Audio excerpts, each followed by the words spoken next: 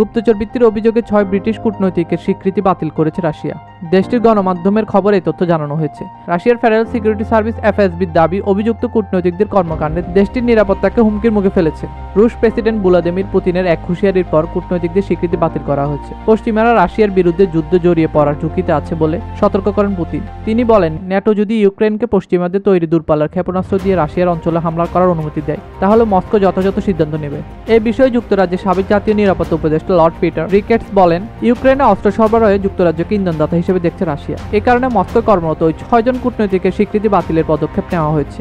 British কূটনৈতিকদের স্বীকৃতি বাতিলের বিষয়ে লর্ড পিটার বিবিসি রেডিও 4কে বলেন, রাশিয়ার নিরাপত্তা সংস্থা তাদের দেওয়া বিবৃতিকে যে কারণ দেখিয়েছে তা সম্পূর্ণভাবে মিথ্যা। এদিকে রুশ পররাষ্ট্র মন্ত্রণালয় বলেছে, মস্কোর ব্রিটিশ দূতাবাস কূটনৈতিক চুক্তির বাইরে চলে গেছে। মন্ত্রণালয়টির মুখপাত্র মারিয়া জাখারোভা বলেন, তথাকথিত ওই ব্রিটিশ কূটনৈতিকদের কর্মকাণ্ড নিয়ে এফএসবির মূল্যায়নের সঙ্গে একমত রুশ পররাষ্ট্র মন্ত্রণালয়। তিনি আরও বলেন, ব্রিটিশ দূতাবাস ভিয়েনা কনভেনশনের নির্ধারিত সীমা লঙ্ঘন করেছে। রুশ জনগণের ক্ষতি করার লক্ষ্যে ব্রিটিশ দূতাবাস কাজ করছে বলে অভিযোগ করেন মারিয়া।